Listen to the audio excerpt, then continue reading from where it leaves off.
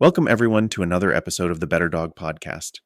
I'm Jon, here to guide you through the trials and tribulations of dog training. And, of course, by my side, as always, is Nancy, the high-octane, no-nonsense co-host who's been keeping me in check for over 20 years. Nancy, how are we feeling today? Oh, just fabulous, Jon. If fabulous means slightly exasperated with the endless antics of our four-legged family members.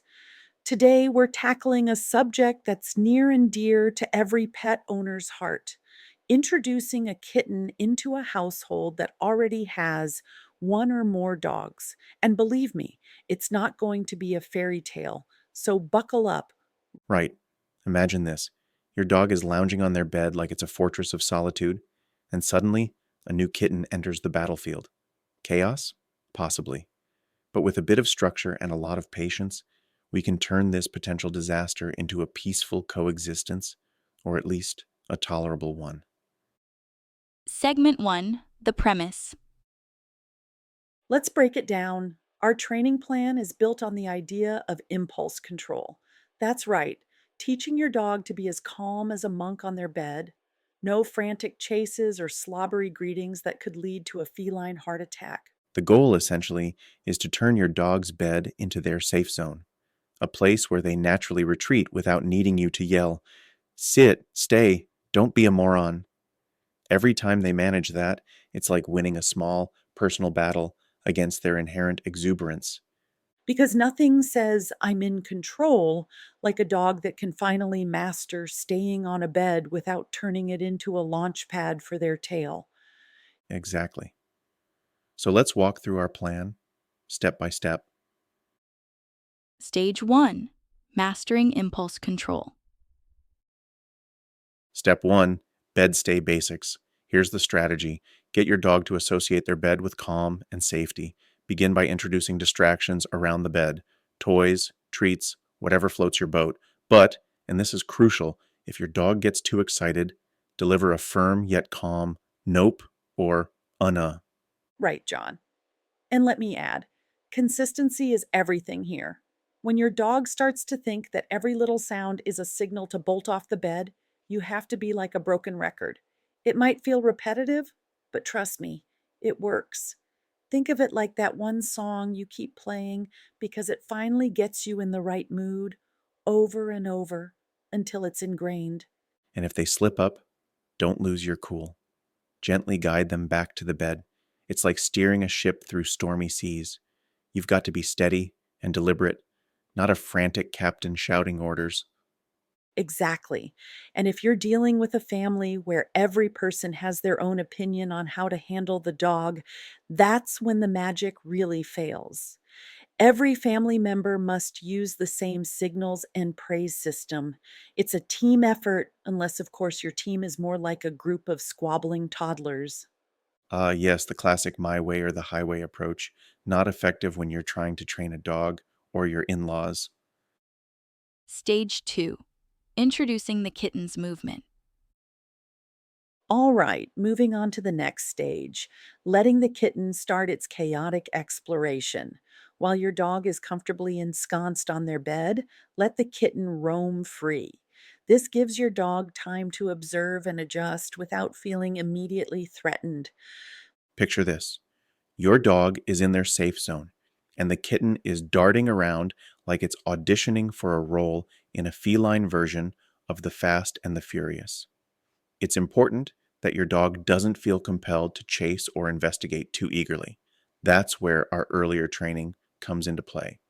And if your dog suddenly decides, hey, I want to be a kitten wrangler, you step in with a soft correction. No need for a full on lecture, just a quiet reminder that the bed is their sanctuary and not a launch pad for an impromptu game of fetch meets chase the cat. It's all about setting boundaries. As your dog practices self control on the bed, the kitten's unpredictable movements become part of the training. The key is patience.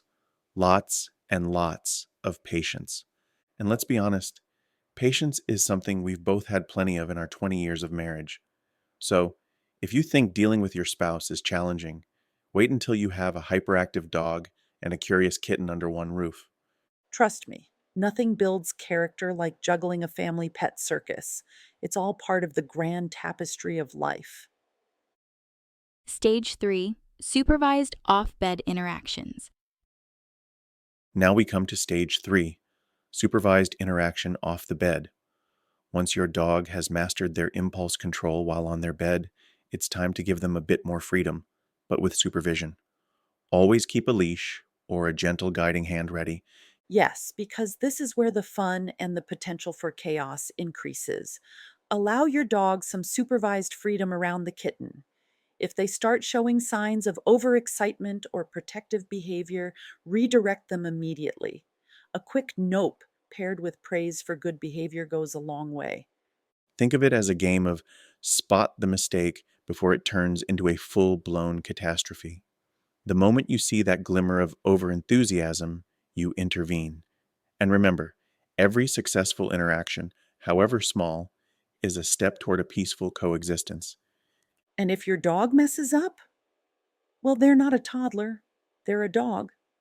Just calmly correct and keep going. No need to dwell on mistakes. Just like in marriage, sometimes you just have to let the small stuff slide and move on. After all, if we could fix every minor misstep with a stern word and a pat, our lives would be a lot less interesting. Daily integration and consistency. All right, now let's talk about integrating these training moments into your daily routine. This isn't a one off event, it's a lifestyle. Meal times, play times, even when the doorbell rings, all these moments are training opportunities. Exactly. Consistency is your best friend here. Think of each instance as a mini training session that reinforces the calm behavior. It's like doing push ups. Every rep counts, even if you don't feel the burn right away. And if you ever think, I've done enough training for one day, remember every time you let your dog off the leash without a plan, you're risking undoing all that hard work. So even on your busiest days, carve out a few minutes to reinforce those habits. This daily integration isn't just about training, it's about building a culture of respect between your dog and kitten. Every little moment, every correction, every bout of praise builds towards a natural, harmonious relationship. And trust me, if we can survive 20 years of marriage without losing our minds, you can certainly manage a couple of pets. Exactly, John. And remember, if you have a moment where everything seems to be spiraling out of control, take a deep breath and know that you're doing your best. Sometimes the best training is just to let things be and step in when absolutely necessary. Real life scenarios and troubleshooting. Let's delve into a few real life scenarios. Imagine it's dinner time. Your dog is on their bed, the kitten is casually exploring, and suddenly the doorbell rings. Chaos is imminent, right? Oh, absolutely. In that moment, everyone in the house needs to be on the same page. The dog should remain on the bed while someone else calmly attends to the door. If the dog gets up, a quick nope and gentle redirection should bring them back. It's all about preempting the panic before it starts. And if your dog decides that the doorbell is a personal challenge, treat it as a mini training session. Reward them when they resist the urge to bolt. Think of it as turning an everyday annoyance into an opportunity to reinforce their self control. Now, here's another scenario. Your dog is just fine, and everything seems to be going well until the kitten, in a burst of energy, decides to make a break for it. Your dog might suddenly become overly curious or even a bit protective. This is where your earlier training pays off. Keep a leash handy. Intervene with a calm correction, and once your dog behaves appropriately, give them plenty of praise. It's all about turning a potential meltdown into a manageable moment. And let's be honest, if your dog acts like a confused security guard at a nightclub, just remember to laugh it off. Sometimes you've just got to embrace the absurdity of it all. The long term vision. In the long term, your goal is to foster an environment where your dog and kitten coexist without constant supervision, where they naturally respect each other's space. This won't happen overnight, but every small victory builds towards that harmony. Think of it as a long term investment. Just like in any relationship, be it with your spouse or your pet, consistency, patience, and a sense of humor are crucial. There will be setbacks, but every time you see your dog calmly lounging while the kitten explores, that's a win. It's not about perfection, Nancy. It's about progress. Each time you successfully redirect your dog or reward a calm interaction, you're paving the way for a more peaceful household. And trust me, when your pets get along, it's like a small miracle in a world full of chaos. And if nothing else, it's a great reminder that even the most stubborn creatures can learn a thing or two with a bit of structure and a lot of love. And sometimes a bit of sarcasm doesn't hurt either. Closing comments? So, to all our listeners out there, whether you're adding a kitten to your canine family or just trying to keep the peace in your home, remember that training is a journey. There will be bumps along the way, but with consistency, a little dry wit, and plenty of patience, you can turn even the wildest pet interactions into a harmonious routine. Exactly. And if your day ever feels like it's spiraling into utter chaos, just take a moment to laugh at the absurdity. After all, in our 20 plus years of marriage and pet training, we've learned that sometimes the best remedy is to step back, take a deep breath, and appreciate the madness. That's right. So, thank you for joining us today on this deep dive into pet integration. We hope you walk away with a few actionable tips and a reminder that every small win is a victory in itself. Nancy, And if you ever need a pick me up or a bit of real talk, you know where to find us. We're here to help you navigate the ups and downs of pet parenting with a healthy dose of humor and a whole lot of heart.